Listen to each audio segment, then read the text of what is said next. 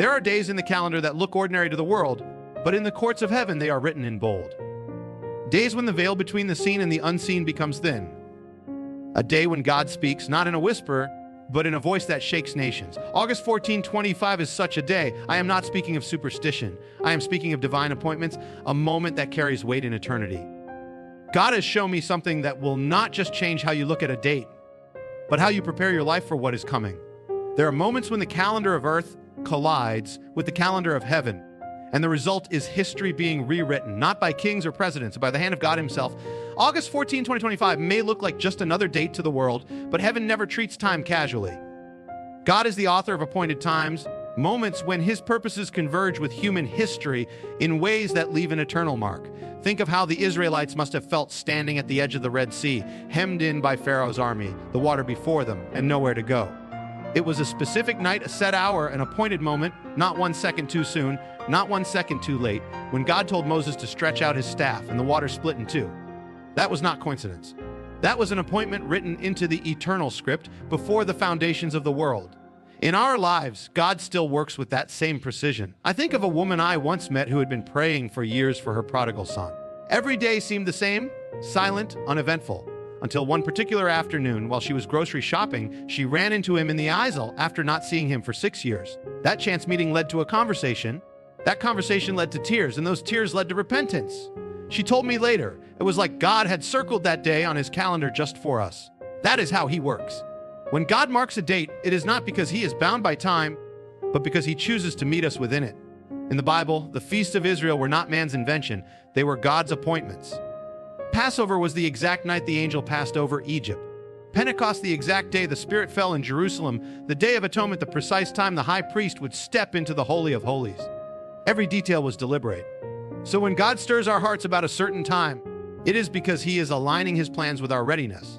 August 14, 2025 may be one of those intersections, a day when something hidden is revealed, when a shift takes place in the spiritual realm that ripples into the natural. For some, it could be a day of breakthrough. For others, a day of warning. But for the faithful, it will be a day to see the hand of God moving in ways that make you realize he has been orchestrating things all along. The danger is not in the day itself. The danger is in being unprepared when the appointed time comes. In the parable of the 10 virgins, 5 were ready with oil in their lamps, and 5 were caught unprepared when the bridegroom arrived. The difference was not that the bridegroom favored some over others, but that some lived in readiness for the appointed hour. God's timing is not meant to scare us, but to awaken us. If he gives us a sense that a particular time carries weight, it is his mercy calling us to position our hearts, to step away from distractions, to keep our lamps burning. The truth is, every appointment of God is both a promise and a test, a promise that he will act, and a test of whether we will be found watching. As August 14 approaches, we should not ask, what will happen? As much as we should ask, will I be ready for whatever he is about to do? Because in the end, the greatest miracle is not what changes in the world on that day, it is what changes in you before it comes. The God who set the sun, moon, and stars to mark days and seasons is the same God who has numbered your days and written your story. And when he whispers, pay attention to this moment, it is because he is about to show you something that could change the rest of your journey. This is not about superstition or fear. It is about standing in awe of a God who holds all of time in his hands and yet chooses to meet us in it right on time every time. Before the glory of God is revealed, the ground often trembles beneath our feet. Shaking has always been heaven's prelude to transformation, God's way of clearing the stage so that his power can be displayed without rival. We think of shaking as a threat, but in God's hands, it is a tool, one that dismantles what is false so that what is eternal can stand. I remember meeting a man whose entire world was shaken in the space of 3 months. He lost his job, his marriage ended, and his health took a turn for the worse. Everything he had built his life upon crumbled, and he told me that he felt like God had abandoned him. But months later, through tears of gratitude, he said something I'll never forget. If I hadn't lost everything I thought I needed, I never would have discovered the only one I truly couldn't live without. The shaking had not destroyed him. It had delivered him. That's the paradox of God. Shaking it feels like an earthquake meant to bury you, but it's actually a plow breaking the ground for new life. In Scripture, before the glory filled the temple in Isaiah's vision, the threshold shook and the room trembled at the voice of the Lord. Before Paul and Silas saw the prison doors swing open in Philippi, the earth shook and chains fell off every prisoner. And before Jesus rose from the grave, an earthquake rolled the stone away and declared that death had lost its grip. Shaking is heaven's announcement that something old is ending and something new is beginning. When God shakes the earth, it is never random. It is intentional, purposeful, precise. In Hebrews 12, we are told that God shakes not only the earth but also the heavens so that what cannot be shaken may remain. This means that shaking is God's mercy in motion. He is not trying to take away what you need. He is trying to remove what will one day fail you, so that you will be anchored in what can never be moved. The challenge for us is that we often cling to the very things God is trying to free us from. We hold on to security in possessions, in relationships, in routines, and when those things are shaken, we panic. But God knows that if our foundation is anything other than Him, it is only a matter of time before it collapses under the weight of life. Think of the disciples in the storm on the Sea of Galilee. The winds howled, the waves crashed, and they feared for their lives. But Jesus was in the boat, and the shaking was the very thing that revealed who He truly was, the one whom even the wind and waves obey. Without the storm, they would not have known His power in that way. Sometimes God will allow a shaking so that you will stop trusting in the boat and start trusting in the one who commands the sea. August 14, 2025 may be such a moment for many, a time when things long hidden are stirred, when false securities are exposed, when the fragility of the world's systems becomes undeniable. For the world, that will be a time of fear. For the people of God, it will be a time of refining. Just as gold is purified by fire, so faith is purified by shaking. And while the shaking may strip away comfort, it will also strip away compromise. It will separate the genuine from the counterfeit, the devoted from the distracted, the steadfast from the unstable. If you belong to God, the shaking is not your enemy. It is your preparation. It is heaven rearranging the pieces of your life so that the masterpiece He has planned can come into view. And when the shaking is over, you will not just survive. You will shine with a glory that would not have been possible if everything had stayed the same. That is why we must not fear the tremors when they come.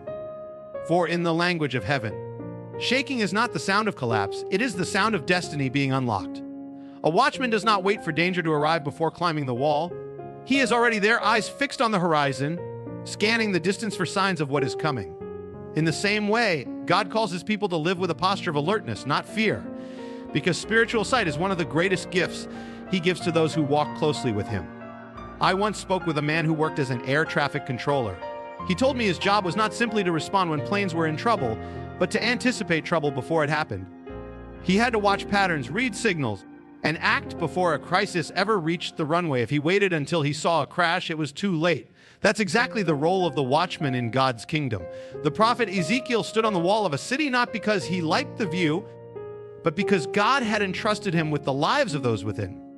If danger was coming and the watchman stayed silent, their blood was on his hands. But if he sounded the alarm and they ignored it, their fate was their own. This is the kind of spiritual responsibility God has placed on His people in every generation. We are not called to live distracted, lulled to sleep by the comforts of the present, while the enemy plots his advance. We are called to discern the times, to pray with urgency, to speak with boldness, and to be ready when the trumpet sounds. In Nehemiah's day, the watchmen stood armed on the walls as the people rebuilt the ruined gates of Jerusalem. They did not have the luxury of working with their heads down and their eyes closed. They built with one hand and held a weapon in the other. That is the posture the Spirit is calling us to adopt in this hour, a readiness that works for the kingdom while staying alert to the schemes of the enemy. August 14, 2025 could be one of those moments when the watchman will be needed most, when God's people must refuse the temptation to be passive observers and instead take their place in prayer, intercession, and proclamation. The tragedy of the 10 virgins in Jesus' parable was not that they didn't know the bridegroom was coming. They all knew. The tragedy was that 5 of them were not ready when He arrived. Their lamps had gone out, their oil had run dry, and the door was shut before they could return. It is a sobering reminder that awareness without preparation is still unfaithfulness. Being a watchman is not just about seeing. It is about being ready for what you see. It means guarding your heart so that when the winds of deception blow, you remain anchored in truth. It means training your spirit to hear the whisper of the Holy Spirit above the noise of the world. It means being the voice that calls others to wake up when the night feels too comfortable. Watchmen are not popular because their message often disrupts the ease of the city, but they are essential because their faithfulness can save lives. On the walls of your own life, your family, your church, your nation, God may be placing you as a watchman. You may be the one to pray over your children when they cannot see the spiritual battle around them, to warn a friend drifting into danger, to intercede for leaders making decisions that will affect millions. The temptation will always be to step down from the wall, to convince yourself it's not your responsibility, to let someone else sound the alarm. But God's kingdom is advanced by those who remain at their post day and night, whether or not anyone thanks them for it. And here is the hope: the same God who calls you to the wall will also equip you to stand there.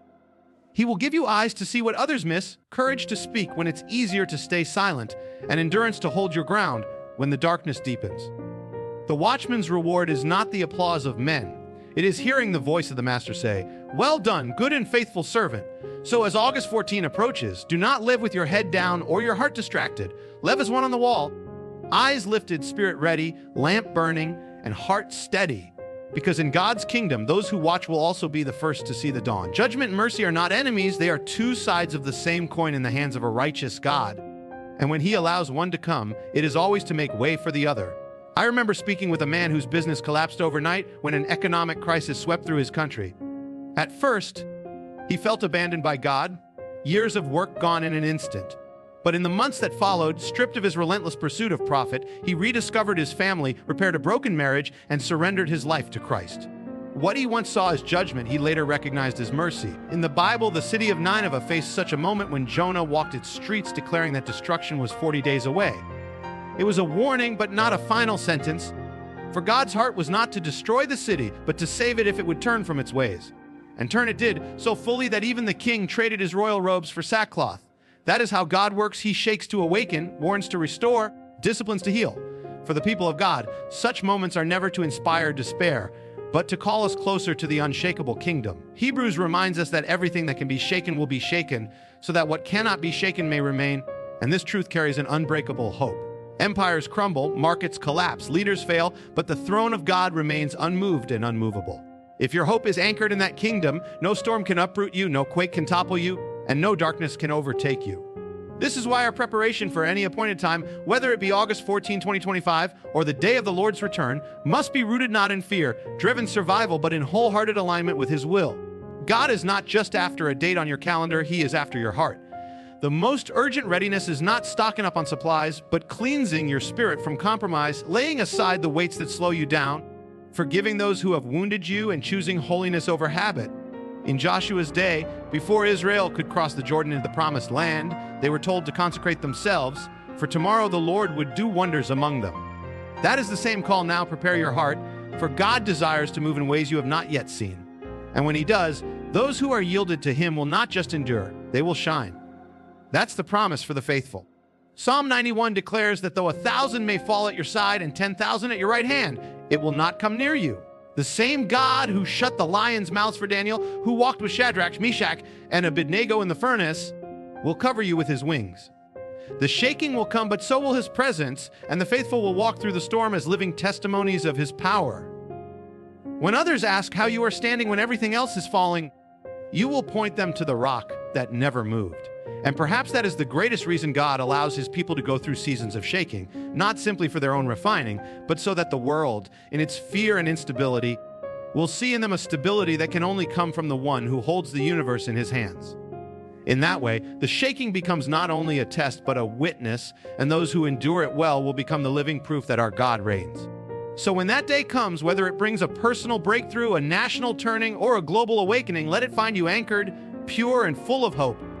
Because the God who warns is also the God who saves, the God who shakes is also the God who fills with glory, and the God who calls you to stand will also keep you standing until the dawn breaks. August 14, 2025 is not just a day to circle on the calendar. It is a day to circle in your spirit. Let it remind you that time is short, eternity is long, and the kingdom is near. Let it be a call to awaken, to stand, to shine like a city on a hill when the darkness deepens. The shaking is coming, but so is the glory. Those who build their lives on the rock will not fall. And when the world asks how you stand in the storm, you will say, "Because my hope is in the one who cannot be moved."